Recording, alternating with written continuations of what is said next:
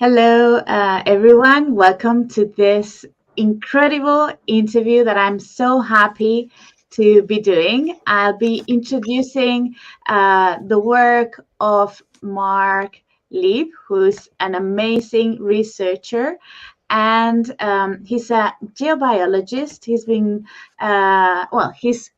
an etheric design consultant. He specializes in the creation of bespoke high vibration spaces to optimize wellness and healing and to bring us back into connection with the vitalising rhythms of the earth. He will explain what are those rhythms and how those rhythms help us to heal during the presentation. He's a designer, a geobiologist, geometer, and a sacred space builder of the European tradition of the harmonic building, a 1,000-year-old lineage that holds timeless earth wisdom and advanced nature-based design knowledge for the Vedic, Arabic, and Celtic cultures. He's the only person in the UK to have completed professional certification in that tradition, and he's offering his unique services and teachings, its methods around the UK, in Spain, and other places. He applies these methods of the tradition in bioenergy research projects using radiesthesia, GDV, biofield testing technology, and biophilic design. He has over 20 years of international experience as an award-winning interior architect and design director, creating visionary environments for private residents, global brands, and hospitality destinations. You can see more of Mark in his website that I will quote now in a moment, is markleib.com. And of course, here's Mark. Hello, Mark. Welcome. Hi, good morning, Maria. Hi. Thank you for the introduction. It's great to see you again. I think it's been 6 months since we last spoke. I think so. I was in Spain. I was in Spain at the time. I was in Andalusia, and now I'm back in England, not far from you in Somerset. Yeah, we're here in England, broadcasting to the world, and we're going to be talking about many other very interesting spaces in Ecuador, in Russia, in Bosnia. So to not take you more time, I would love for you to start with what you're going to talk to us about, that I know it's pyramid technology and how it helps to heal and to actually help us to grow food with energy, with so many different aspects. So tell us about it, Mark. Okay, thank you. Yeah, so let me just bring up the presentation. Yeah, perfect. So it's up, and I'm going to share. Okay, it's coming. Yeah, because Mark is going to show us a quite interesting presentation about his work and about discoveries that he has been doing around the world, and that he's actually building these pyramid devices and making tests with them. So he's having like first-hand experience with what we are also going to talk about that is being discovered in Bosnia. So I'm going to add the presentation to the transmission. There you go. So I'm full screen now. Can you see the presentation? Yeah, perfectly, Mark. We are seeing you and the presentation too. Okay, fantastic. Oh, okay. Okay, so hi everyone. Thanks for that amazing introduction, Maria. I'm a designer. I created something called Etheric design, and as you said, I create transformative high vibration spaces, and it's about connecting our spaces and ourselves to the healing power of nature. And I specialize in creating spaces for wellness, for healing, and spiritual development. And here in Somerset, I'm also the director of Earthlight Medicine Garden, which you're going to see a structure I've built later on in the presentation.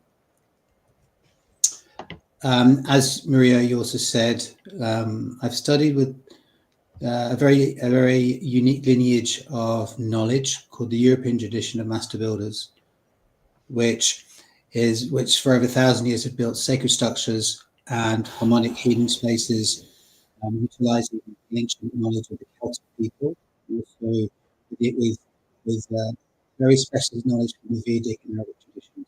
So we've got ancient earth wisdom going back thousands of years. There's a structure of France, it's 4,000 years old, which has central parallel geometry. Mark, yeah, we're not hearing you very well right now, so maybe there's some with the mic. Shall I take the headphones off? Now is that better? Now it's perfect. Yeah. No, now it's okay. So you can do it now. Yeah. Fantastic. So I had the headphones on. So so my work is rooted in the European tradition of the master builders, which is a specialist lineage of sacred space builders, which has existed in a form for 1,000 years, but the knowledge goes back at least to 4,000 years old, and we have inherited knowledge that I believe has been going back many more thousand years beyond that. So within the tradition where you work with the energies of the land, with a very specialist system of geometry, which of natural geometry, working with the energy of the sun and the moon, with the ancient knowledge of working with stone and how to build with stone in the landscape to create spaces that are going to heal and to balance our bodies and the landscape. And essentially, this is a system of geometric alchemy, of transformation using geometry. And at the core of this work is this harmonic science of geometric alchemy, which works with the movements of the sun and the moon around a location. And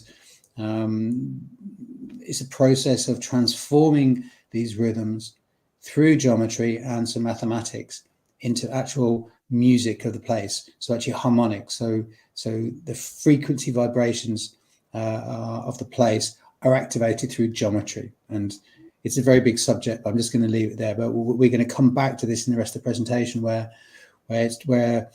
essentially it's the relationship between geometry and form and space, location and material and orientation. All of these things combined together allow us to then create very high performance spaces, utilizing the energy of the earth from within and the rhythms of the planet.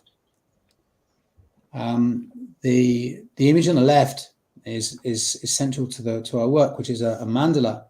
It's a mandala of geometry of the place. It's almost, you can almost think of it as being a horoscope for the land, and it encodes the information of the land, but actually it also creates waveforms, creates geometric patterns, which are actually geometric forms of sound waves that come from the earth, and harmonics. So these photos we're seeing here are cymatic patterns, cymatic photos that are snapshots of the movements of waveforms, creating perfect circles and perfect geometries. So you can see the image in blue is very similar to the mandala, where we have pure symmetry of forms and what is now as we're seeing the relationship between sacred geometry, like pure geometric forms and sound waves. And this is really very central to the ancient system of building, utilizing waves and utilizing frequencies and building spaces that are in resonance with particular planetary frequencies and archetypal dimensions contained within the universe, essentially the building blocks of geometry of the universe. Yeah, would you say when that you're building space, whether it's a new building or whether it's an existing space, an existing ancient space, the understanding of the earth energies of the place, the actual frequencies caused by many different sources are actually the specific locations that all sacred sites were chosen to built upon. There are types of grids which are linear, which you can see in the top left. You can see like vortexes, crossings of earth energy lines, and some of these energy lines are localized, which come from the crossing of underground water and fault lines in that place.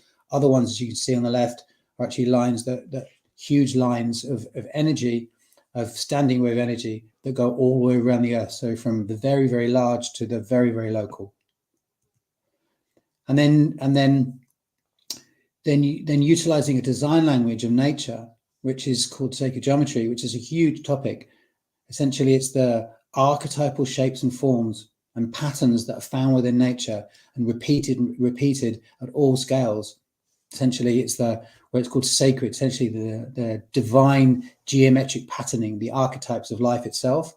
And these can then be found within flowers, like in the sunflower patterns that relate to the golden ratio, and other sacred and divine patternings and mathematical ratios that encode the very frequency of life. To the yantra in the top right, which is a version, which is the central part of the Sri yantra. So these are geometric symbols that are from. This is a symbol from the Indian tradition, which encodes the very geometric form of a particular deity. And then in the top left, we see another patterning, which is a more modern piece of geometry, relates to the postularized nature or shape of space-time itself. So from the very, very large, so the huge, from the geometry of the universe itself, right down to the geometry within organic forms and in cells and DNA, which we'll talk about later. So the work I do, etheric design, covers architecture, interiors, creating gardens, landscape mandalas and sacred spaces, and also furniture. So essentially, I have a template and a design system that allows me to bring in these archetypal frequencies to design at all scales. And these are just some projects working with space and location and structures and healing spaces and furniture and materials, but all the time bringing in these archetypal higher dimensional frequencies, and then rooting them within the location of the place itself, connecting to the earth energies. So these places are protected and safe, but also high vibration and also very balanced. And so the whole point of the work is to create spaces that are balanced and are going to enhance life. Okay, so that's enough of what I do and the introduction. So what we're going to do now, we're going to talk about power sites as a little introduction to the pyramid work. So a power site or a sacred site or a power place essentially is a place where the ancient building traditions of all cultures recognized locations of high vibration, of naturally occurring vortexes, and then they would use those spaces as places for ritual and connection and healing, and for community, and for really advancing their understanding of the universe through ritual, and that could be using psychotropic herbs or sound, or prayer or dance, any of these forms in these spaces. So this site we're seeing here is in the Orkney Islands. We have a ring of stone around a henge structure. So we have a ditch and bank and stones. So this is one of tens of thousands of sites around the world that have recognized this particular location as being a place of power, of very high vibration, and they've enhanced that through the use of stone in a particular geometric configuration. So there's many of these, and so what I'm going to do is I'm just going to talk about one in particular because I've been building at the moment. And so this is a medicine wheel, and this is a Native American structure, but we've been building them in the UK for the last year with a very, very Celtic flavor. And so what I like to show, I'll show some of those in a moment. So essentially the medicine wheel is a sacred structure, is a sacred space utilizing stone. In the center there will be a vortex point, and this structure utilizes the universal symbol of the sun, so a solar cross. And the solar cross has many different associations. Begins with the four directions, but also then in the Native American tradition, the four winds and different animals, different sacred animals. But also then it represents the earthly plane, mediating between the lower world, the underworld, and the upper world, and this symbol was then central to the cosmology and the iconography within those Native American and also South American traditions as well. I did a temazcal, which was a sweat lodge 1 week ago, and the sweat lodge was a space where you go into a confined dome space, and there is hot stones placed in the middle of the sweat lodge, and you sweat and you sing as a group, and the whole geometry of that temazcal, that sweat lodge, was based on this 4 directions. So so this was from Mexico, but it's also North America, but also this symbol was also found within the Celtic tradition as a Celtic cross. Yeah, I think all the shamanic traditions have this symbol, and I think it's very important for healing and for a cosmology, a cosmovision, let's say. It's a way of perceiving the world and the existence of the universe. So, yeah, I think it's a very interesting thing to talk about related to healing that we're going to talk about also. Yeah, so. Yeah, absolutely, because one of this cross being the solar symbol, the sun not only being a symbol of life, actually is actually the prime instigator of life force, within our reality, whether it's a hydrogen based planet pumping out magnetic and electric waves. And I think with all of this, we recognize that we exist within a living electric being, a conscious universe in which these electromagnetic waves and other waves we're going to talk about as well exist and give us life. And I think all the ancient traditions recognize this, even if they didn't have the same words that we have now for these frequencies. Okay, so within the medicine wheels that I design, we have a lot of harmonic information, but also when they're located on central vortexes.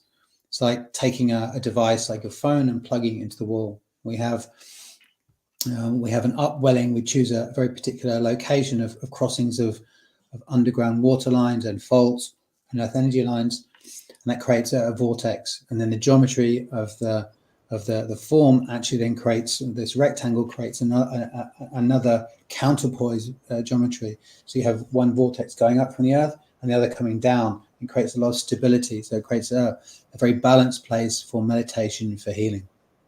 And also with water here. Yeah, Maria? When you talk about vortex, because there are maybe people watching us that don't know exactly what a vortex is. You talked about power places and how a vortex is found, and then you build this, and this can be built anywhere. But maybe people are wondering, maybe I do have a vortex somewhere where I can use it. What is it really, a vortex? As you mentioned. So a vortex is, if you think about you fill up the sink with water and you take the plug out, and the water goes down the plug, and it creates a spiral. That essentially that is the vortex action. That's the rotation of that water being sucked down into the sink. And essentially, the same shape, that spiral shape, is created whenever there's 2 lines. When there's more than 2 lines, so here, this is where we have a cross. So if you look from the top, in the center point of those 2 lines, a vortex is created. So a spiral action is created. And so the more lines you have crossing, as you see in the blue drawing in the front here, and the larger the size of lines, the greater the size of the vortex. And so all sacred sites were powered by vortexes, and these vortexes can have different qualities depending on the type of energy lines that move through them. Exactly. So we can have vortexes. We can have vortexes with water, with energy lines, with the electromagnetic field. What are those lines made of? Because we're going to talk also about power sites and the ley lines.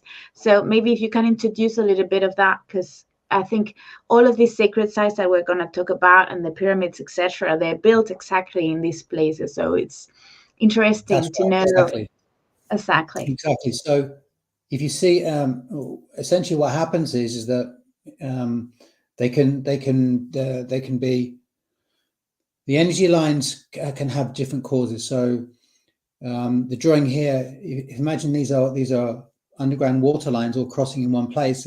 What happens is there is a physical for water. There is a physical stream of water in the underground, and then above that there are walls of energy, which are lines, which are the actual lines that come up. So it's the energy that crosses over, and when they cross, then the vortex is a crossing of that energy line. But equally, it can come from other sources as well. It can come from earth energy lines, which are lines of standing waves. So essentially, acoustic energy also manifest in the same way.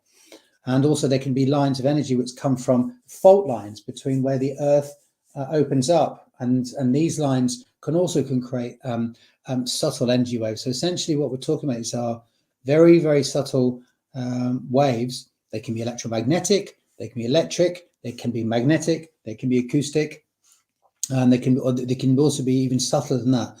And then once there is a large amount of those lines, it attracts other lines. So the more powerful the sacred space, the larger the lines, and vice versa. You have a lot of lines, and then the space has more power and can be more sacred. And then over time, what would happen is that place would then have a healing sanctuary might be built there, would then turn into a temple, and then over time that temple will then turn into a larger temple complex, and that might then become a famous temple that we know today.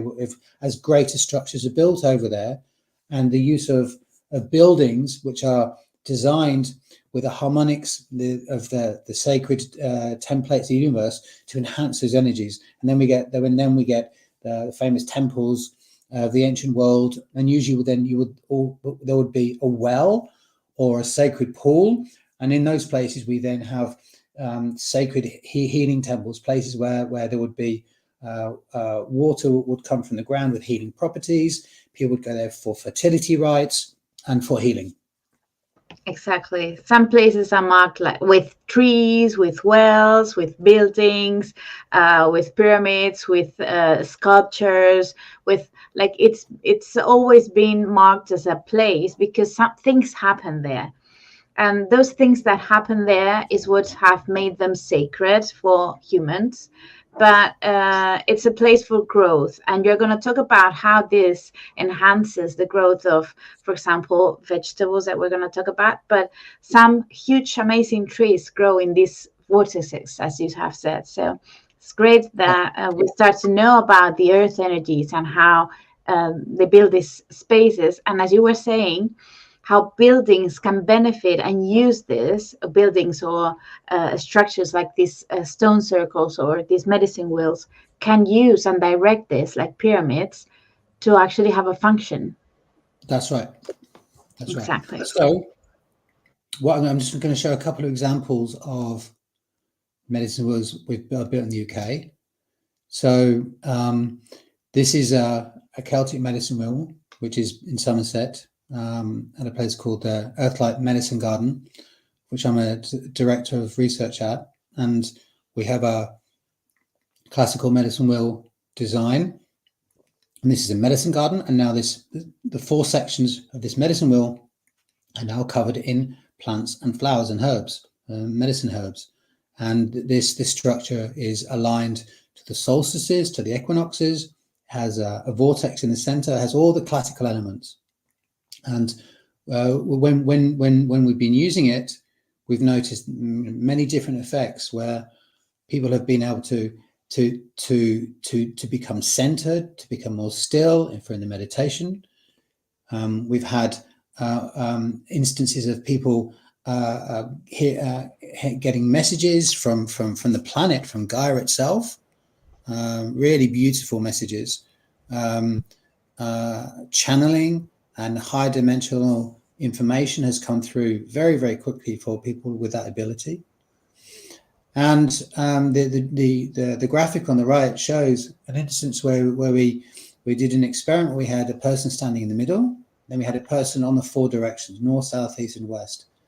And after several minutes of that person being in the center, there was a wave, a physical, not a wave that every person felt that spread out from the center. Essentially, there was a force built up, and it got to a maximum point, and then it almost burst outwards in all directions. And it was, and some of the more centered people even were pushed backwards. And so here, where we're seeing this is a phenomena of gravity being affected by the waves coming from the center. And we're going to talk about this a little bit more later on. And this is from a fairly small structure, but you can see that once we have these stones in place, that and the geometry and the location and utilizing the harmonic dimensions, the structure is actually like a musical device. So all the circles you see here are harmonic frequencies. So essentially that structure is a musical instrument which is playing the music of the land and is then giving those healing frequencies back to the land to enhance the crop growth and then to balance the land and then to create a place for healing and connection. This is the most recent one I've built, which is of a similar size. This is in Devon, and this is built only a month ago. And this one is built on the side of a hill, and you can see here it's aligned to the summer solstice. And there's different circles there, where it says in the center, the circle relating to DNA. Each of the circles very specific elements, and it's too much to go into now. We can maybe do that on another call. Essentially, different frequencies are of the circles, the different dimensions are combined in the same way that a Chinese herbalist might mix up the different frequencies within herbs. You can then combine those frequencies to then create very specific healing qualities at the center of the wheel. Yeah, I guess it's like music. The different frequencies of the music harmonize different parts of the body and different chakras. So I guess that's how you build these sites precisely, choosing the geometry and the frequency that it's going to enhance. And that's correct. That's correct. Yeah, the center of the circle will come through and activate all of the chakras, and then the one you saw previously has a very particular potent effect on the throat chakra. We're still waiting. We're doing experiments to find out which centers this wheel actually works on. But then also you see here we have within the alignment going from left to right across the photo. This is the alignment from the center to the sun. There are other elements created, or there's another vortex appeared. So there is, as well as the center, there's a secondary vortex place which is very particular to the sun's energy and the sun's alignment. And then also you can see in the foreground the large standing stone, of which there's 5 in this structure. This is granite, and so it's a high quartz content, and we're going to be talking more about that later on in the presentation as being important in the way that these structures were built and the science of actually utilizing electrical charge within these spaces. Exactly. And also to make a note, I know you do, and we're going to talk about it, you do workshops to build these sites and to teach people how to use the medicine wheel and how to build these things. So we're going to talk about it later. I'm just telling it like a drop here so if someone is interested, just hang on to the end of the video. Yeah, that's right. There's a couple of instances where we'll be taking people into these circles and then showing them how they work, and then explaining how they can then build them at home for their own spaces and for their own gardens. Okay, so we're now going to move on to the technology pyramids without understanding. So all of the things we just covered in terms of orientation and earth energies and geometry, this is still all very relevant what we're going to talk about, but we're then going to go into some other concepts which are specific to pyramids. So we're going to talk about the different ways that pyramids work, and how they can affect us and the benefits they can have. And after we've talked to that, we're going to show some examples of 3 particular pyramids. So, pyramid technology. So essentially, pyramids are found all over the world, not just in Egypt, in Indonesia, in Mexico, Central America, in Europe. We're going to see a collection of some pyramids in Bosnia, in China. They're all over the world. There's pyramids in the Canary Islands. So even in Europe, we have them. And so that there's a very particular technology and a very particular system and methodology of building them to make them very, very advanced places for healing and for connection, and places that actually can also generate energy, which we're going to see. So, first of all, what we need to understand is that our planet is an electromagnetic structure. We all know about magnetism, but actually the Earth has a magnetic field around it. The Sun and all the planets have magnetic fields, and our magnetic field actually protects the Earth as like a force field from dangerous gamma radiation. And the Sun has its own magnetic field. So when there are solar flares, the Sun's magnetic field can actually affect our magnetic field and its ability to protect us.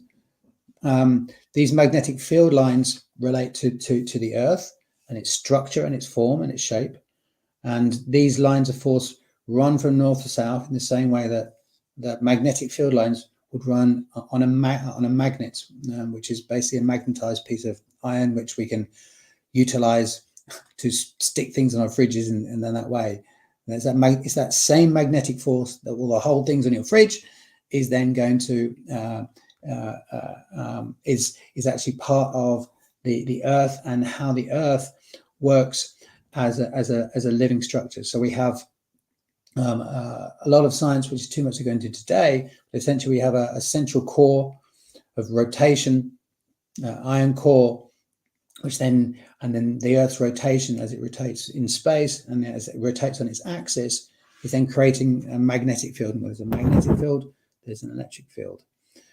And so there's a relationship between magnetics and also with gravitation, and also something called the Schumann resonances, which are the vibration, the very much the heartbeat of the Earth.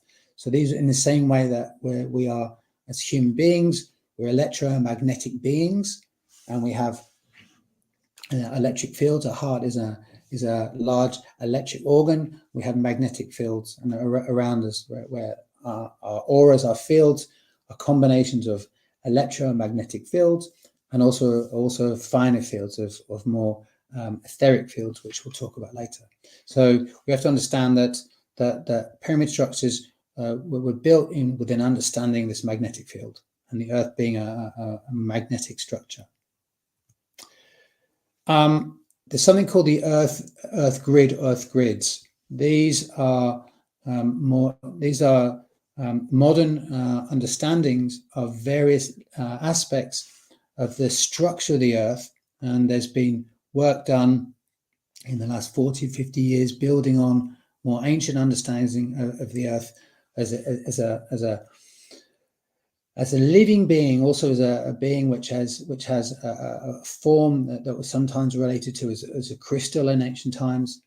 And these grids, they're essentially these are different templates that have been recognized as being part of the Earth's form. And some of these are geometric, some of these are linear and to do with crossings. Some of these are more to do with sacred geometry and pure symmetrical geometry.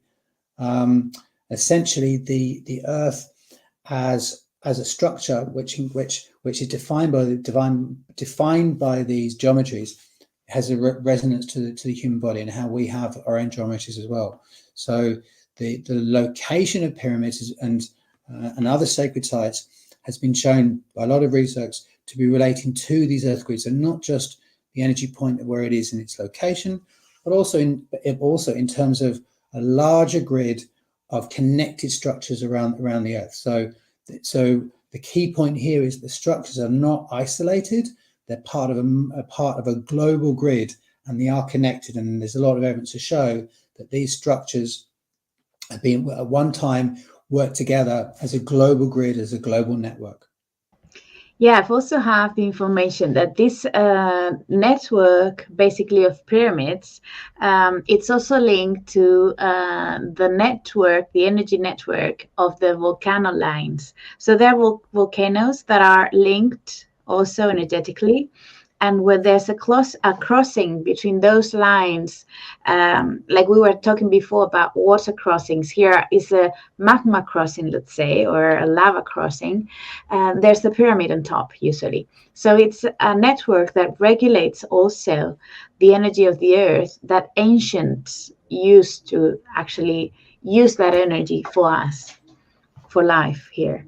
Like we're going to talk about later. Yeah. Yeah, absolutely. And that understanding was also utilized in structures that weren't pyramids as well. So other sacred sites are built on volcanic locations. For example, you think about in the UK, we have in Scotland, Edinburgh is a classic example. Edinburgh Castle is built on an old volcanic plug. So not just sacred sites, but also military sites had an understanding of connecting to that power, and so they were good defensive sites, but they also recognized that ancient knowledge that volcanic power was connected through the landscape. So you're absolutely right. Exactly. There's also the Mount Shasta that is very known in the spiritual world for UFO sightings, but also Saint Germain and many things. And it's a volcano. The whole network of volcanoes is very, very famous as an energy point. And also we're going to talk about later on how these energies, these sites are built to actually enhance our health and our consciousness. So how it was so important for ancient people, this connection with the earth as a living being. It was not just like a religion like we use nowadays. It was actually something they lived in and they used daily. It was something that was very connected for them.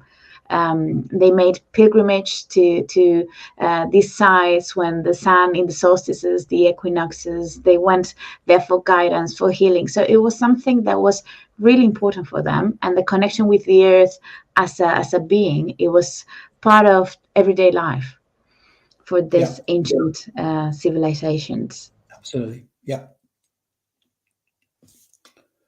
Okay. So a little bit more in depth now.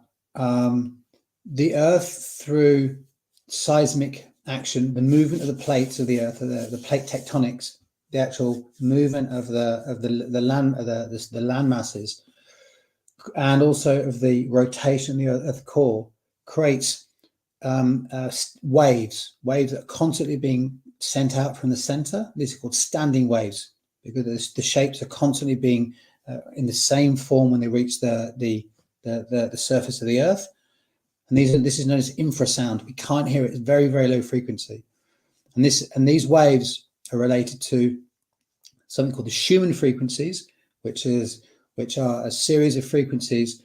The central one is 7.83 hertz, which is going to be important later on when we talk about brain waves and how pyramids can affect us. But the Schumann frequencies are also impacted by electrical charges from the ionosphere. So there's constant electrical amplification and activation of the Earth through the polarization from the external structure, the ionosphere around the Earth, and then we have these waves coming from the center of the Earth. So we have a constant flow of waves coming from the center of the Earth, and we can't hear them, but within this, the pyramid builders and the ancient site builders understood this technology. And so when we're going to see later, when you can literally attune your structure, build it in a particular dimensions to these earth poles and utilize quartz and water, then we can create healing spaces, and underground healing spaces were very, very potent. There's one in Malta called the Hypergeum where all these things came to place. We're going to see another very special case in Europe later on. So this is how these waves. There are waves propagating from the earth through the grid, and then the location of our pyramid structures take advantage of that. Very connected with this is something called the piezoelectric effect. So so stone, in particular silica-rich stones, rich with quartz crystals like granite, when these infrasound waves move through stone, then they can create something called a transducing effect. So essentially, where there's movement through silica-rich materials, you're gonna get a transformation from the movement energy, the mechanical, physical movement energy of where there's stresses into electrical energy, into electricity. And so very, very large structures made with granite with a high quartz content, and basically then become activated crystals with electrical charge running through them. And this was a key part of all sacred sites, and pyramids use this as well. And we're gonna see that a bit later on. Yeah, I think that's related to the electromagnetic field. That it's actually what manifests things into matter.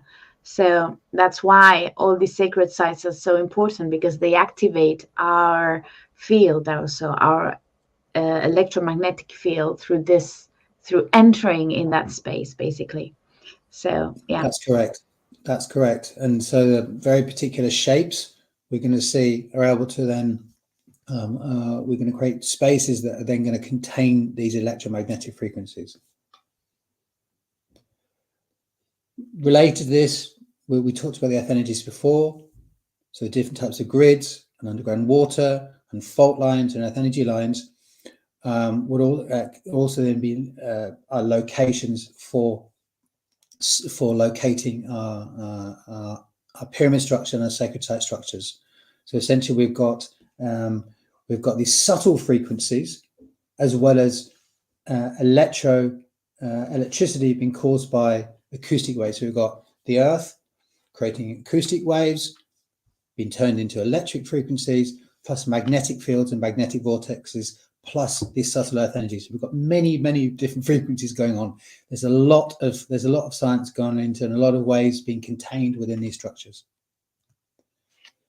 So then once our pyramid has been located on a very high frequency place, and then there's an understanding of the materials to be used to create this electrical conduction effect, then the actual dimensions of the pyramid come into play. This is a huge topic, but essentially, when you're building sacred spaces, the principle is to utilize dimensions that relate to the earth or relate to the universe. So classic is the Great Pyramid, where it has many, many dimensions, where there's a harmonic resonance between dimensions. So, for example, the pyramid of the Great Pyramid is identical to a fractional minute of arc in longitude, which is the way that the equator can be measured, and the dimensions are identical, and they're using different systems of measurement. So within feet, the relationship to meters was also there, but also they use their own measurement system of cubits, and their own measuring systems encoded very specific aspects of not only the physical aspect of the earth, but also the speed of light. It's a huge topic and incredibly fascinating and very advanced understanding of the earth and the universe, and in creating spaces that were in harmony with the macro and the micro. Okay, so now the shape. Pyramids are very particular shapes, and they have very particular purposes, and we're going to talk about this a bit later on. Essentially, the shapes of pyramids are to do with the angles of those shapes do a very particular job. And so we're going to see this 76-degree pyramid later on, which is encodes the golden ratio. So it's encoding that design proportion, that design ratio at the very heart of all life. And then the Great Pyramid has a different angle. So many mathematical constants found within that, but the shape itself actually is important, because the shape does a function, and the shapes cause waves. And so this is a key component of higher dimensional building with high dimensional waves, which is that the shape, whether it's a pyramid, also a cone, also a hemisphere, creates particular waves. And there was a body of work undertaken in the last century, particularly by French researchers called radiesthesia, who recognized that very subtle waves that are not able to be measured by electronics actually are propagate and actually are created by shape itself.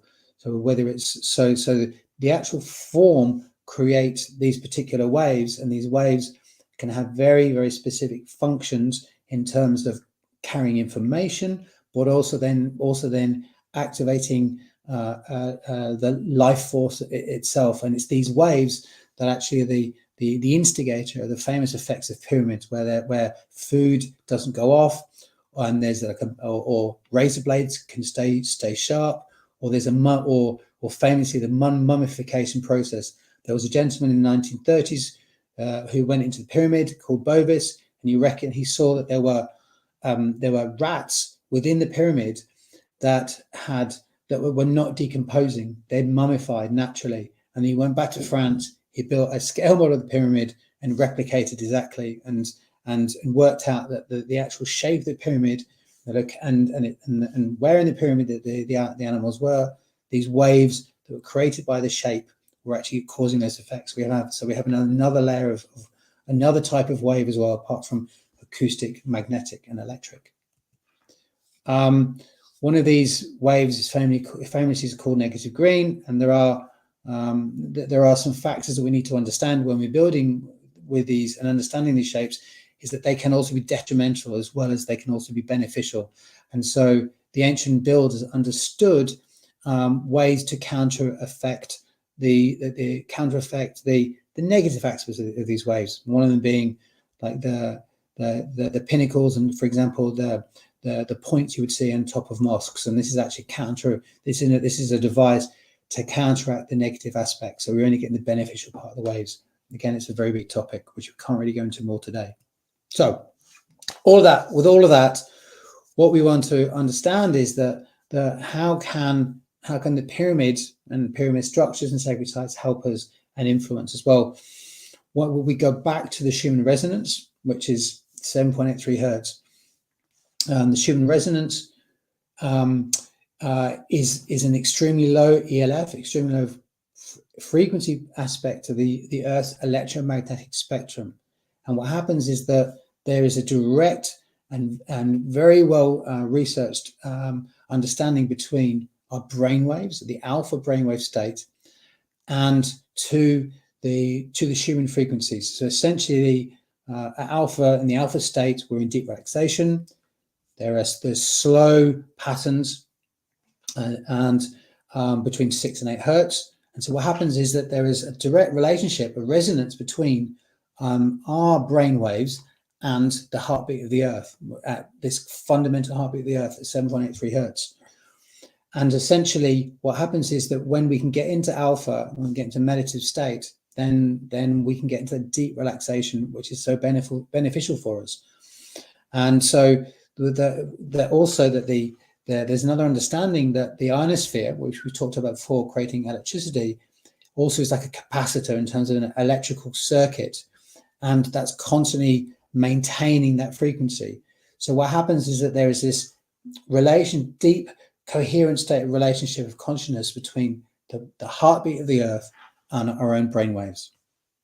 And so when we can build structures that are in resonance with the Earth field, with the frequency waves that happen in the ionosphere, and also with structures that are in harmony with the archetypal patterns of the universe, we can then build structures which are going to be really, really beneficial to us for higher function. Now, the thing is, I would also suggest here is that, like, you could go into this space to use it for certain periods of time for beneficial uses, but not necessarily to live in, because the frequencies are going to be too great. We want to use these momentarily, but not to live in, because because otherwise it's going to be too powerful and could then cause imbalances. We want to create balanced spaces for living in, and then we want to then create powerful spaces that we want to go into to enhance our healing and our wellness.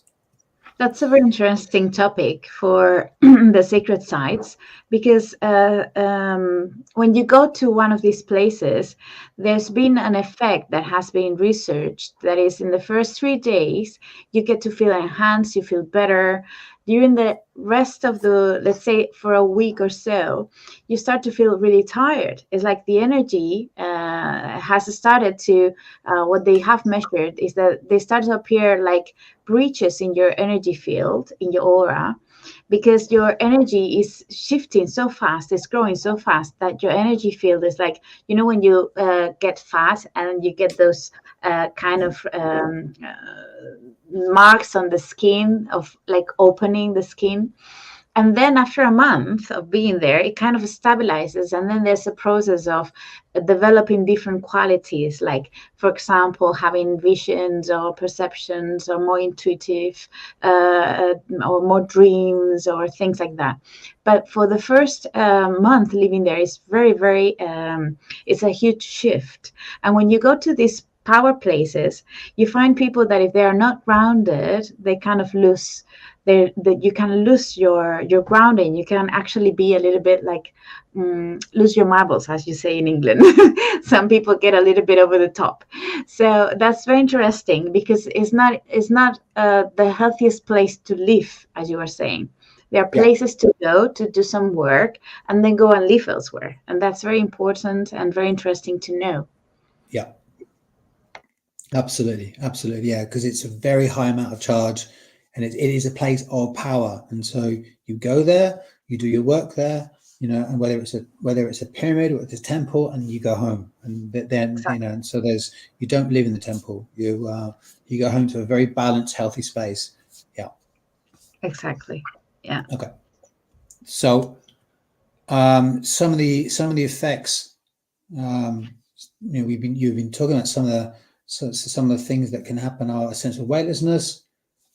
Tingling sensations where the bioelectric field is being stimulated, heat, tranquility and relaxation. As you said, greater dreams with colors, and so stimulation of the astral within the astral, and also high energy levels if they're used correctly. So also with dreams, you know, it can enhance those, but I would advise not to sleep under a pyramid as well, because it's just too stimulating. So that's also important to say, as well as not living them. Let's not sleep under them as well, because when we're sleeping, the energy body is open, and it's just way too much stimulation. Okay, so I'm just going to finish on this section, which is something called the torsion field. And the torsion field is a very modern understanding of the way that the universe works at the subatomic level. So quantum physics has allowed us to look at the structure of things at a very, very small level, the level of the electron and the proton. There was research undertaken in the 1960s in Russia, in particular, where they discovered torsion waves and torsion fields, and these waves essentially were to do with the way that the molecules spin and then create a connected field. And I'm just going to read a quote here because it's quite important. Torsion fields are generated by spin or momentum, and every object produces with these waves, torsion waves. And where this electromagnetic field, there's also a torsion component. And the researchers believed that these torsion waves were the link between consciousness and reality, and they felt they were a bridge in the gap between mind and matter, and they even went as far as to believe that actually the torsion field was identical with consciousness itself. And so this is really important, because the actual in the research they found that a pyramid is actually something they call it a passive torsion generator. So the shape itself generates a torsion field just by its shape, and so this has incredible possibilities in the way that the pyramids in particular can influence the mind and consciousness, and this is the exact cause of some of those effects we were just talking about in terms of activating brain waves and dreams and the astral. And so exactly. Essentially, this was the group called the Garriev Wave Research Group, where they looked at torsion fields, and then they went to look at DNA. So this then is the last aspect we're going to talk about in terms of how pyramids work or potentially can work, which is that they recognized that these torsion fields related very, very closely to the way that consciousness moves and the structure of consciousness. That they looked at DNA and how DNA exists within water, and how the relationship of water, which has been shown unequivocally to have memory, and that the DNA is a template, a geometric template of consciousness. But then this torsion field essentially became essentially a modern scientific explanation of the ancient view and the ancient perception and concept of all of consciousness being called the Akashic field. And Akashic was also known as the ether field. And this is the non-local field of consciousness, which has been given many names in many traditions. So what we're looking at here is a scientific understanding of the nature of this field. And essentially, they recognized that DNA was like a quantum biological internet. And this field actually works by creating something called biophotons. So that's basically light, tiny packets of light. And this work by Fritz Albert Popp showed that all our cells generate light. We're literally the light body. We are bodies of light, and we're bodies of biophotons. And all this light information is in non-local, which means that it can exist without being impeded by distance, and holographic. So the information is the same at all scales, and so all this information communicates with each other. So what does this mean? So with pyramids, well, where we're looking at pyramids and these structures as passive torsion generators, these then have the potential to be, and most probably have also been in the past, places of the activation of DNA through utilizing sound and light. So we've talked about the different forms of waves, acoustic waves and sound, acoustic waves and electromagnetic waves, and also how that these waves relate to very particular ratios and geometries, and we're going to talk about those in a moment when we look at the Great Pyramid, but also how all of these waveforms and these torsion fields can then be utilized with the understanding of piezoelectric effects, of quartz, of stone, and also with water. So we can maybe start to see how all of these things start to come together as possible structures that can really have an effect upon ourselves at the level of the DNA, our activation of our energy bodies, of our pineal glands, and really have the possibility of being able to be spaces that can really advance our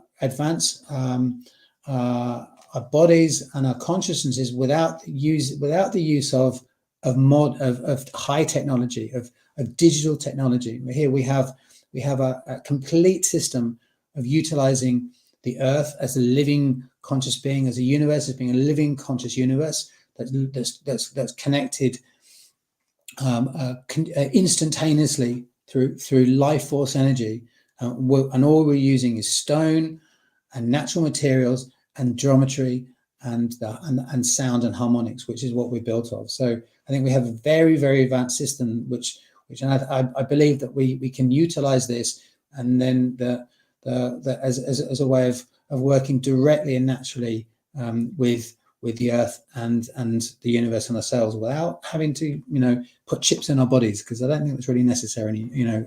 Which is where there's the whole modern technology movement is going. I think we have an amazing advanced technology here. Exactly. I want to add that ancient civilizations like that is being called Atlantis, and all those ancient ones that actually Egypt is heir of, has inherited all that knowledge, and all of us afterwards. They didn't have microchips and things like this, but they knew about how to use earth energies, geometry, frequency, sound. As you are talking, it's a huge technology that is available for us everywhere. It's free, and it interacts with our consciousness to manifest things, to create things, to change the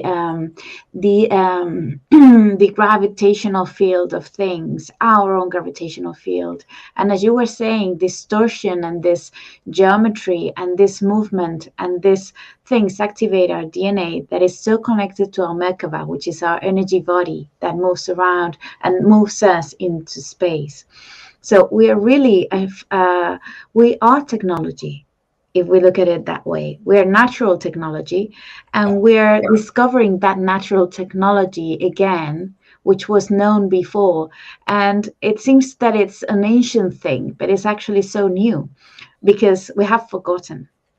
And so I think that's very important, because we are being also kind of induced to think that technology is AI, and that if we lose that, we're going to be disconnected. And we're so trained to think about technology in those modern ways.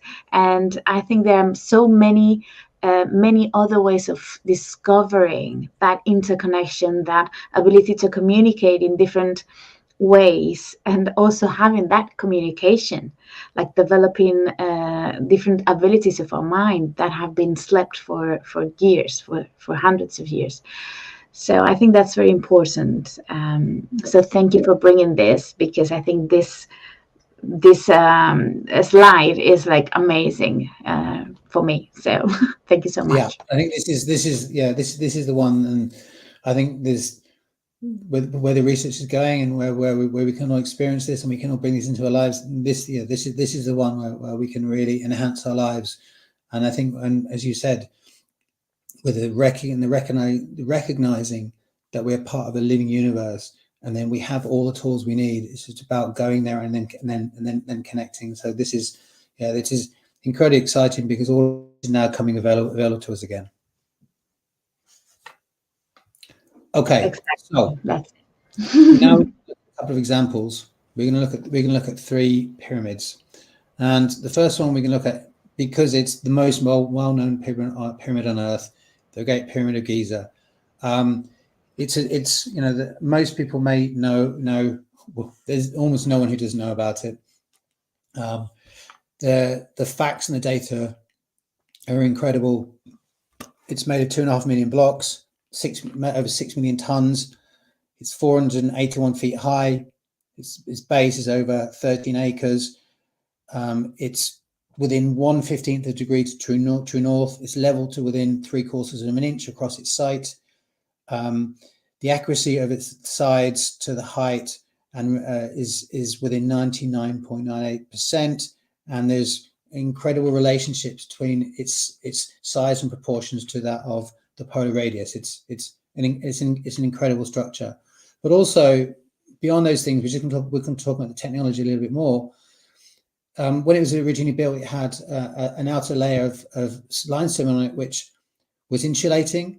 And we're going to see in a moment how the interior actually conducted and created electricity. Its structure and its shape was tuned to the Earth's vibration that we've talked about before. And there's underground aquifers and water underneath, and there were copper and iron pipes. And also at one point, it's believed there was a gold capstone, which then allowed electricity to be drawn up through it. And there's a lot of theories for this, and we're going to talk about one in a moment, which is very, very strong. And there's again, for another topic, Nikola Tesla created a device to create and send information and energy and communication wirelessly and create free energy within the Earth. And this is called the Wardenclyffe Tower. And there's a very strong link between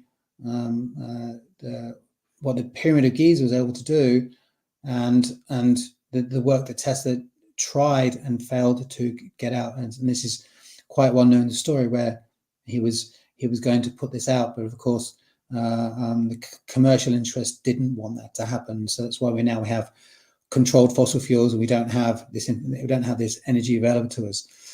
So there is a body of work by a fantastic researcher and an engineer called Christopher Dunn, a very advanced engineer, wrote a book called the Giza Power Plant. I'm just going to briefly go over it because this is going to show you the very high level of science that was available within the Egyptian pyramid building tradition, and also, as you said before, from knowledge that was essentially coming from much older traditions. And essentially that is most likely an Atlantean tradition, a tradition where they were inheriting advanced knowledge of all the things we've been talking about in terms of the earth and energies.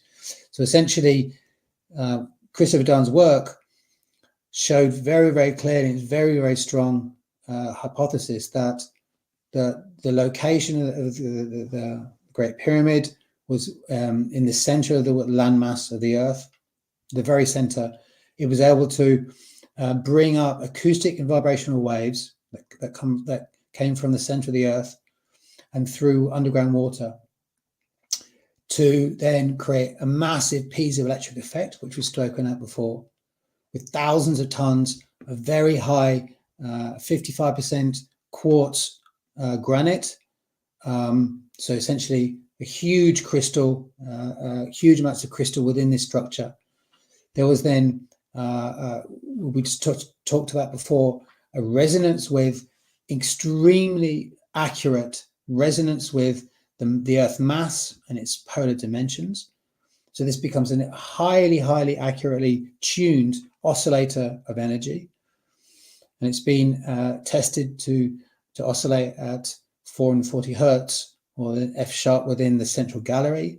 Then what happens is this vibrating energy is drawn up through into the center of the into its center, into the what's known as the King's Chamber, through what are now known as Helmholtz resonators, and then the transformation of this energy into acoustic energy, and then a really phenomenally advanced process of drawing in chemicals, zinc chloride and hydrochloric acid, to create, literally to generate hydrogen, and then a process to output this energy as microwave radiation for them to power devices. And Christopher Dunn, as an expert on advanced machining, has also proved that a lot of the construction of the edifices and sculptures and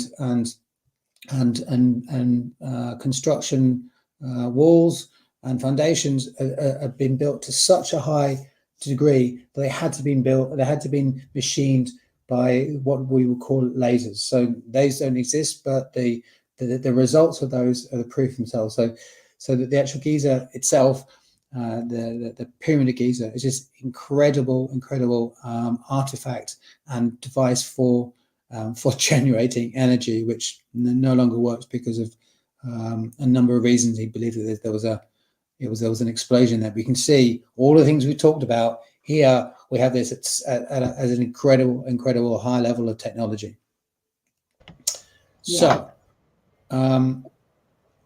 and this is just a more up-to-date piece of work. So rather than from a researcher, from the Journal of Applied Physics, where they were starting to recognize, as you can see on the right, the electromagnetic field, resonances coming up into the Great Pyramid. So, it's taking some time, but actually conventional science is starting to recognize this very ancient science.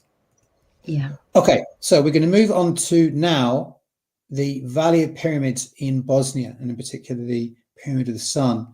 And I know, Maria, you've been there, so you can talk about this as your direct experience. Essentially, the Pyramid of the Sun is 220 meters high. To give you some context, that's about 3 times higher than the Great Pyramid we just seen. It's at 45-degree angles and is aligned to north even more accurately than Great Pyramid. So we're now looking at another incredible ancient structure of incredible power. This is the valley. So the Pyramid of the Sun is on the bottom right, and there are other pyramids in the valley. So there in total there's 6 another ancient structures. So there's a very, very high vibration location. So below the pyramid, and Maria can tell us her experience with this in a moment, I'm sure, there is something called the Ravni Labyrinth. So there is a series of underground tunnels and also water under there, and very, very unique and very powerful healing effects have been recognized within these spaces. And so within, as well as having these chambers and these labyrinth spaces, there are these really incredible artifacts, and these are these forms which look like stone to begin with are actually being tested and are actually man-made. These are man-made structures, 1,000 years old. I mean, I think there was a wood fragment found that was over 34,000 years old under here. So we're looking at very, very ancient artifacts that undoubtedly have come from a very ancient tradition. We're probably looking at Atlantean science that way predates the pyramid structure itself. In these chambers, there's very, very high purity water. There's high vibration plasma orbs that have been photographed, and there's been. I know that Dr. Sam, who's the gentleman here, who's the discoverer of the pyramids, the gentleman with the hat on the left in this photo, has done testing that within the tunnels. They've got up to finding 18,000 negative ions per cubic centimeter. So to give you an understanding, so negative ions is that reading of that negatively charged and beneficial ionic charge within air. So within these spaces, you've got very incredible healing air qualities, and also we've got acoustic spaces with high amounts of quartz and water. And so, Maria, do you want to talk about your experience with these slabs? Yeah, definitely. I mean, just to put it into context, this pyramid is supposed to be built through in prehistory. So prehistory, we associate that word with the Neanderthals, and that we were supposed to be in caves starting to create fire. And instead, we are seeing nowadays that this technology was also being used.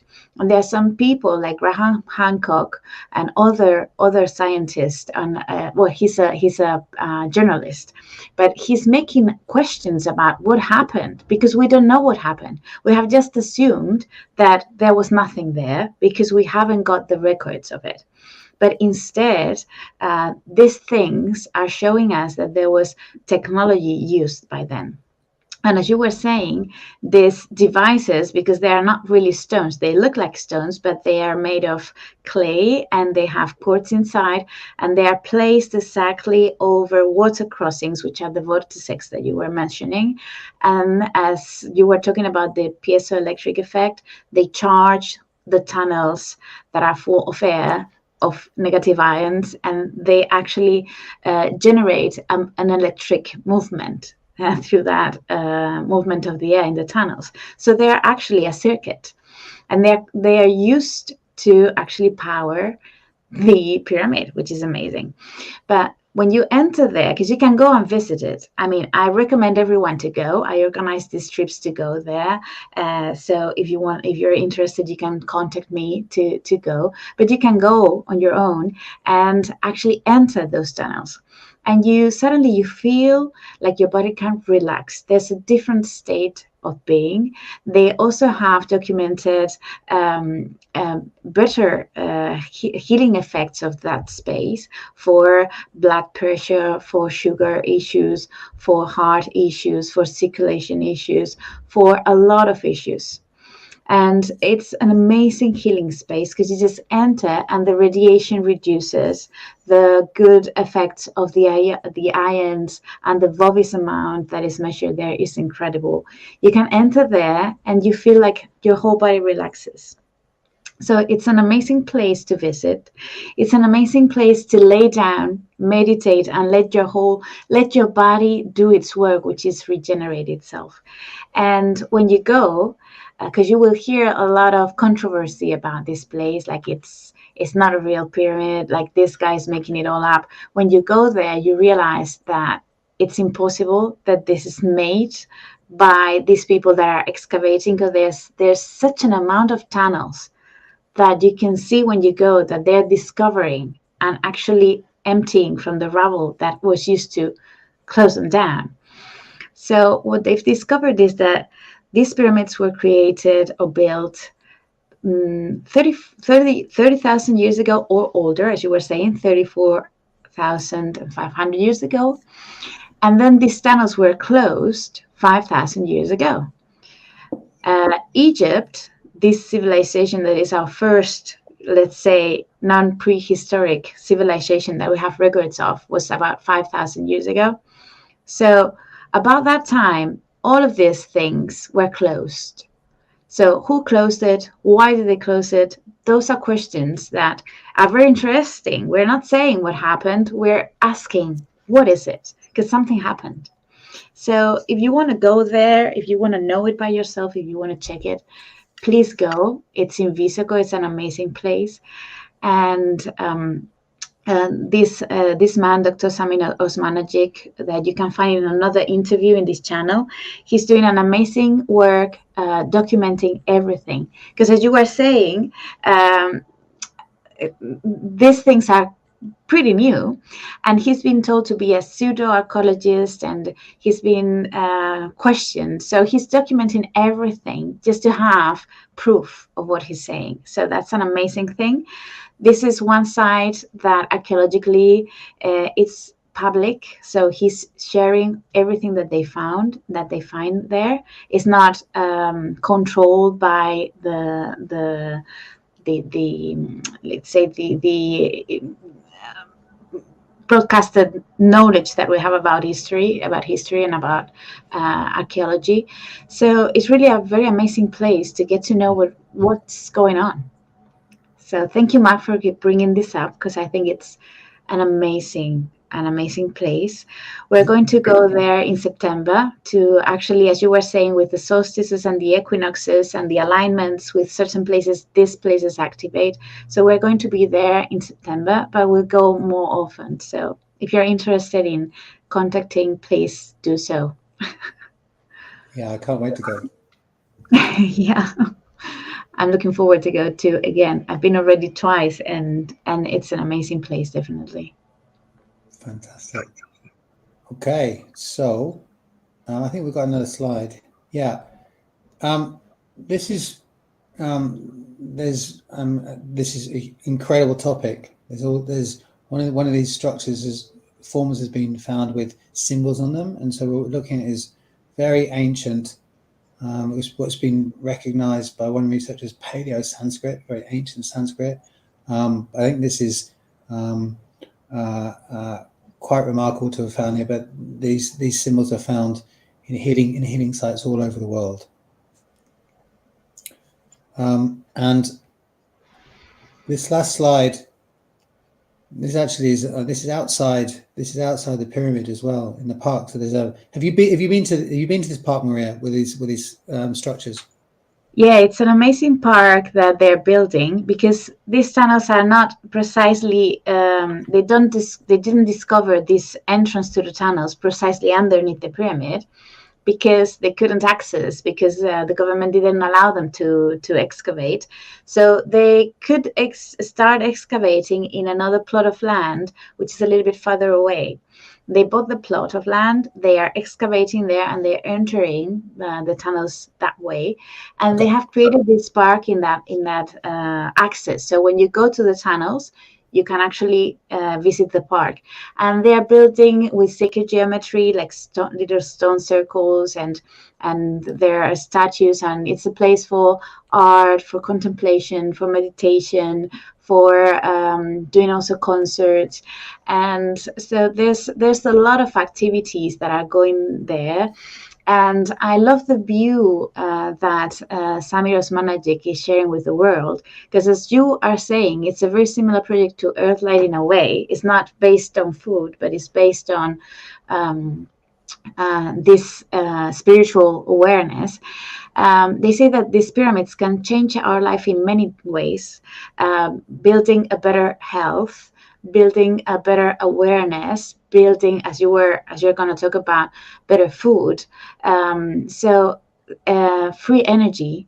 So they're doing this site like a place to go there and really feel what happens around and inside the pyramids. Mm. So I recommend to go there to the park, and also it's a beautiful place.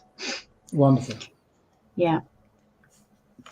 Okay, so I think we're just going to finish now on the last pyramid of the group, and this may be one that some of your people might not know about. In the 1990s, a Russian group headed by Dr. Golod created a series of pyramids, not just one, but many of these pyramids. This is the largest, 44 meters high, made with no metal, made of carbon fiber, a very, very particular angle, and this pyramid has had incredible results. When it was built, it created a half a kilometer wide by 120 kilometer high ionizing energy beam, which corrected atmospheric imbalances, was seen on Russian radar, and it had many, many effects. The Russians have been very, very advanced for decades, since the 60s, looking at very subtle energetic effects, all things we've been talking about in today's discussion. They've been in this for since the 60s, and the Russians sent researchers and scientists from all the different Russian scientific institutions, military, medical, agricultural, and all the tests on this particular pyramid and the other pyramids have had the same results. Interesting, they built these in Ukraine as well. One of the things they found is that in the winter, when it was minus 17 degrees, the water in the center of this pyramid did not freeze. And as soon as they moved it, it froze. And then they've done many tests with the benefits of this pyramid. Drinking water normalized the gastrointestinal tract, stabilized the balance of the body. The meditation they tested.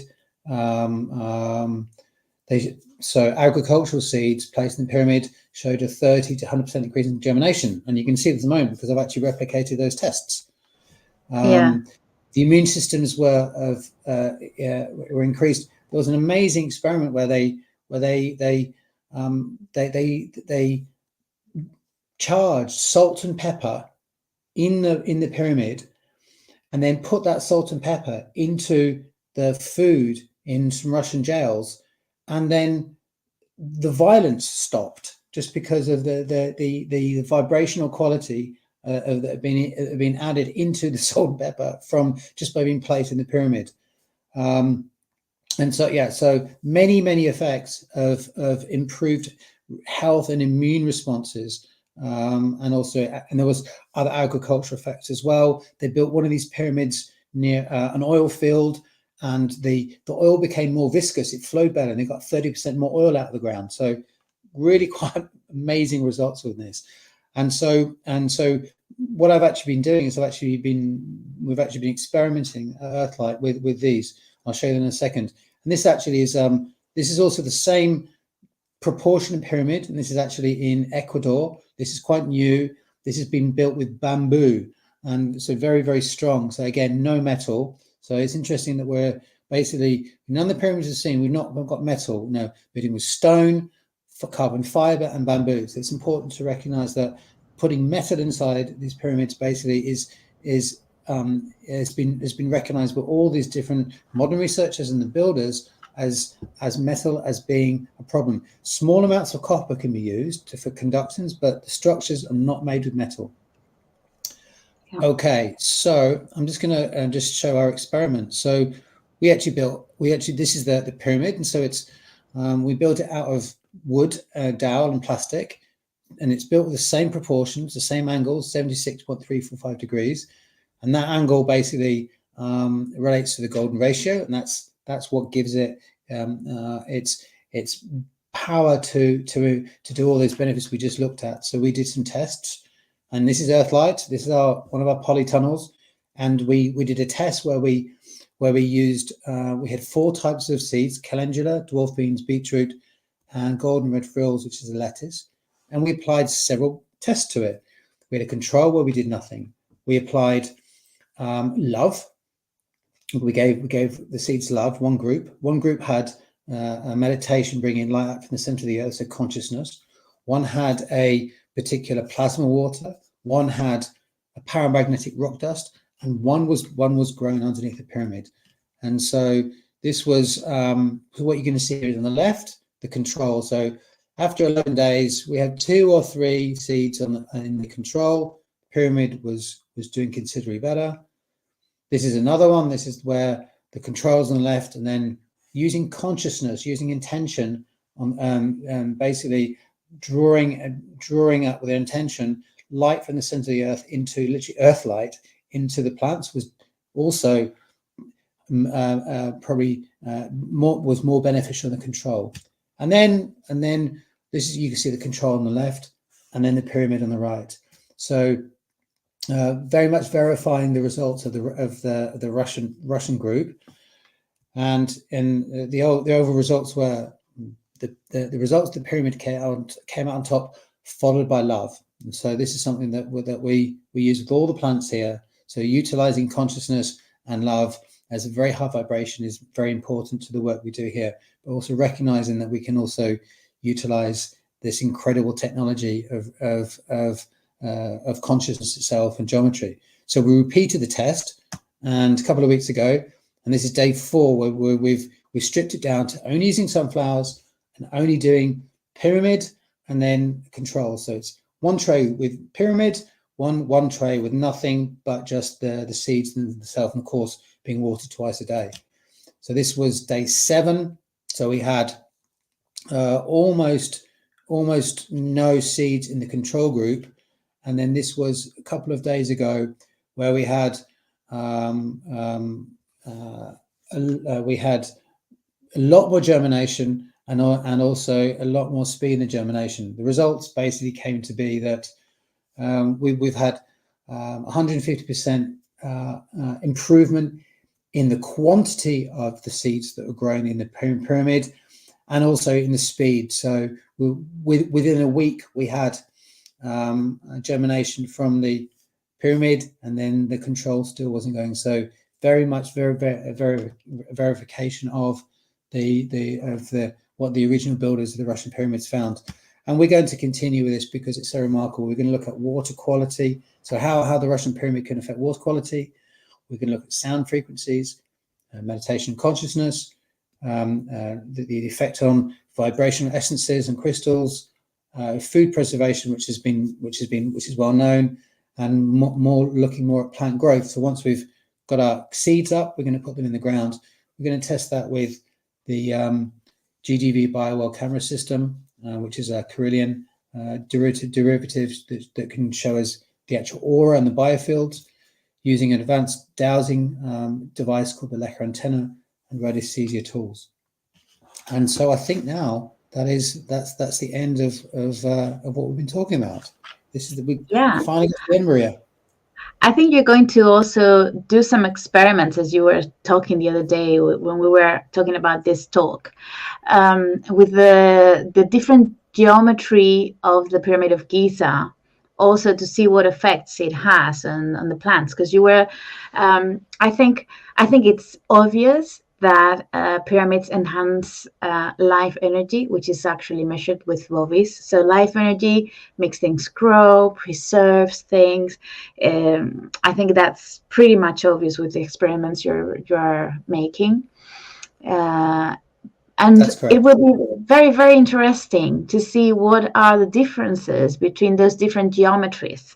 Because I know that there are some sites that are better for healing, other sites are better for plants, other sites are better for consciousness and opening the pineal gland, which is the activation of DNA and awareness and lucid dreaming and intuition and things like telepathy and different qualities that we humans are developing using the rest of the 90% of the brain that they say there is there just in case, but that we're actually using in other dimensions of our reality, which is not just the physical.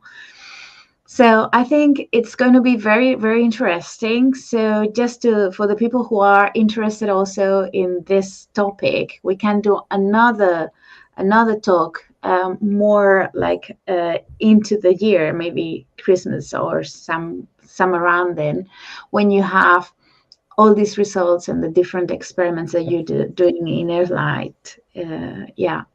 So I think that's an amazing experiment, and thank you for sharing here all those results. I can't wait to see the rest of them. Yeah, me too. Absolutely. Yeah, I think you also have some information about a workshop that you're going to do very soon. That's right. About the Celtic medicine wheel, but also I'd like you to talk a little bit about Earthlight, because I think it's a huge project that you're doing there with other people, and there are volunteers that go there, and I think it would be a very, very interesting project that people should know about. So if you want to elaborate a little. Yeah, so this is where Earthlight is a medicine garden. It's in Somerset, and we have, you saw at the beginning of the presentation, we have a medicine wheel there which has plants growing in it.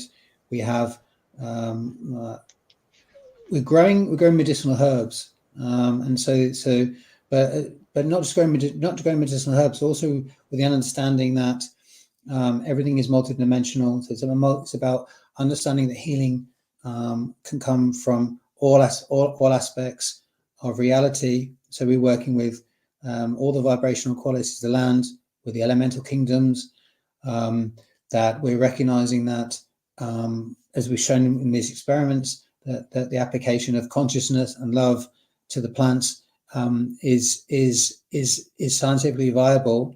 And then we do teaching. So we teach workshops there. The one we're going to see in a moment for the medicine wheel. We taught dowsing a couple of weeks ago. People can come there and learn about plant medicine, how plants are medicine, and plant connection, how we can actually communicate with plants. And also we've been doing experiments in electroculture as well. So use of biomagnetism, bioelectricity on the land.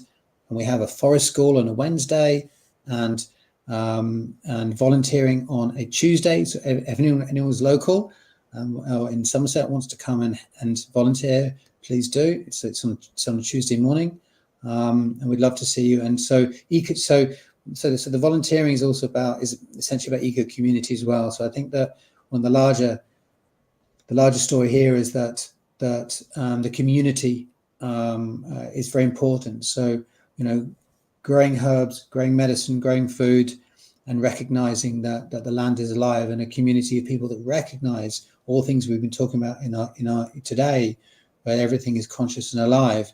This is, we recognize this Earthlight. So if anyone wants to check us out, it's earthlight.uk. That's our website. And if anyone is interested in the research, they want to get involved, they can come down and get involved with some of the experiments we're going to do over the rest of the summer, because we've been doing electroculture for a couple of months, and now we're going to move into, as you said, doing more of the pyramid stuff, and then I can't wait to share our results with you later in the year. Yeah, I think that project Earthlight, and for example that other of the Ravne Park in Bosnia, these different projects that are actually uniting all these different aspects of technology, awareness, evolution, health, food, energy.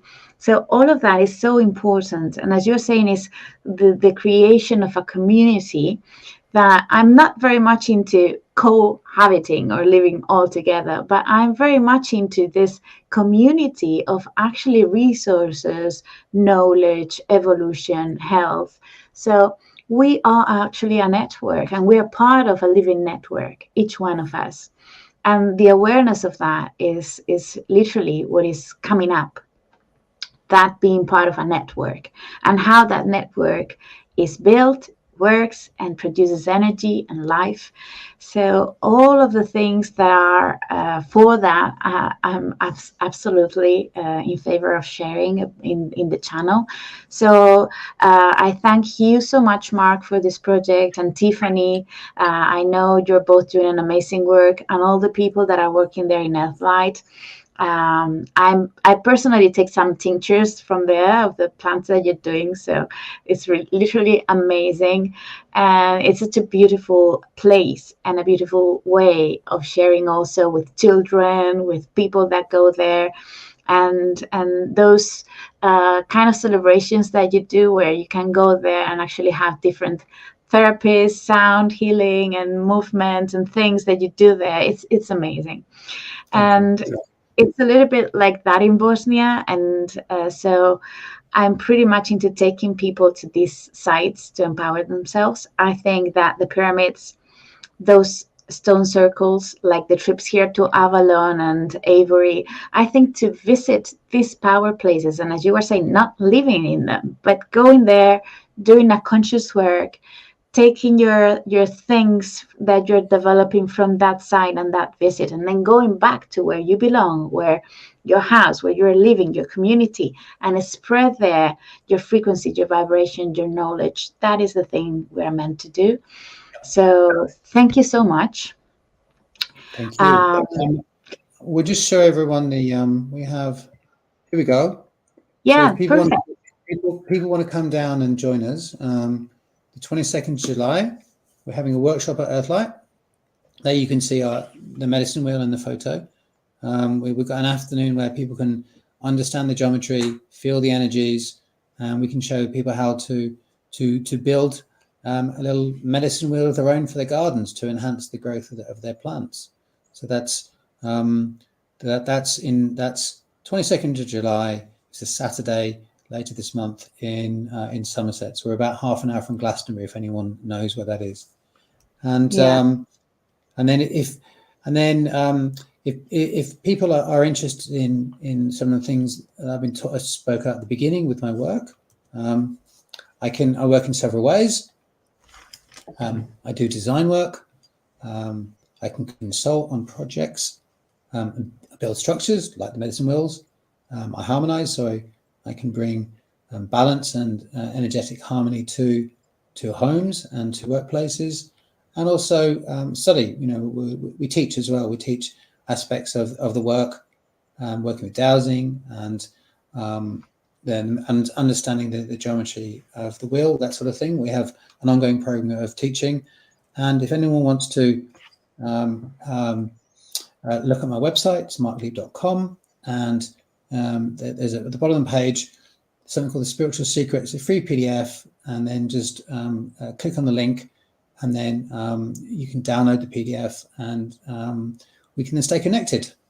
I think that's it. Yeah. So I'm just going to stop the screen share, and then I can see you again.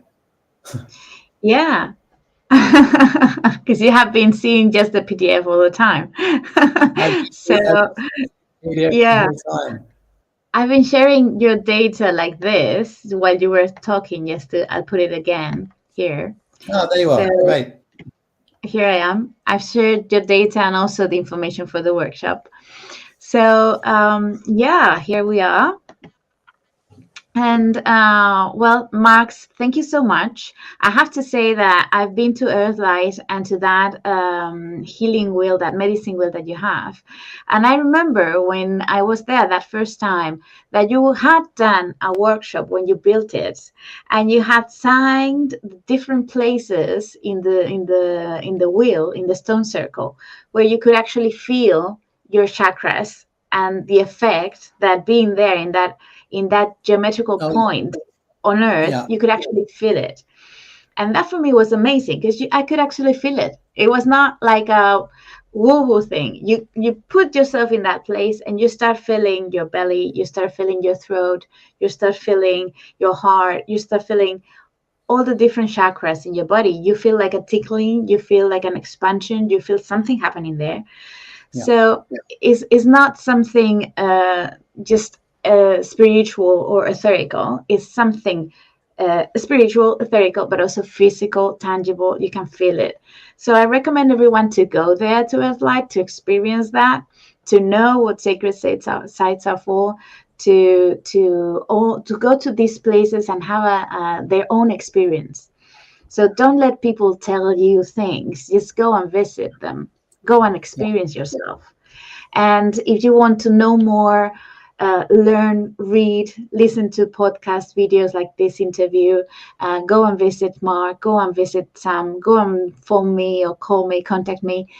Go and have your own experience, because that is what is gonna change your life. Not hearing other people about those things, but going there and go feel it. Yeah. Go and feel it. Go and do it. Go and do it. Go and do it. Go and have one of those tinctures. Go and do some workshops with Mark. We're actually talking about doing more talks like this of more topics that are, for me, I feel very passionate about these things. We're also planning to build some pyramids, maybe also in Spain, because this video is going to be translated to Spanish with the subtitles, hopefully very soon, if not today. And we want to work more on these things and expand this knowledge. So if you're interested, please contact. I'm going to put now my contact details that are here. So this is my, I'm going to put this like that. So I do therapy sessions and I do spiritual trips to these sacred sites and power places. And you can actually contact me here. Wait 1 second. Because I'm editing it as I go. So I'll have them ready for next time. But you have my website, which is lametamorphosis.com. There it is, like in the end of the email, info@metamorphosis.com. And you can have also more contacts details in the bottom of this video that you will see in YouTube. So there we are, with these trips to the ancient sites, power places, pyramid technology, awareness, consciousness, food, energy, human development.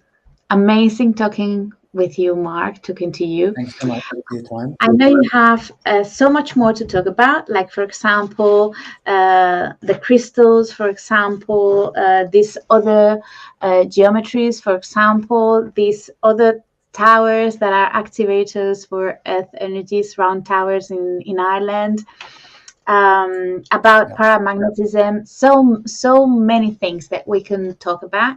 So I'll keep you updated, everyone. Just text if you have any interest on any topic, and I'd be delighted to do some videos for you. So thank you, Mark, for coming. Thanks so much, Maria. It's been wonderful. It's such fun. Yeah, probably I'll put the video like that and then I'll probably cut it because it's been an hour and 45 minutes. So I'll probably do little bits of it. So it's more like divided into parts, but it's been an amazing video and thank you for all that knowledge. And personally, I also want to thank you and Tiffany for actually doing something with this. It's just living it and grounding it and doing something. Because as we were talking the other day, it's so easy to find people that are in this spiritual path, but that are a little bit ungrounded. So to actually find people that are doing something about it, maybe this video, this experiment, sharing, doing, that's the thing. Going to the places, having an experience, that's the point. So thank you so much for that grounding point of reality, to making it happen, to make it real. Thank you, Mark. Thank you. Thanks a lot. Everyone, have a good day or a good evening, and thank you for watching. See you very soon. Bye, everyone. Bye, everyone. And let me put this.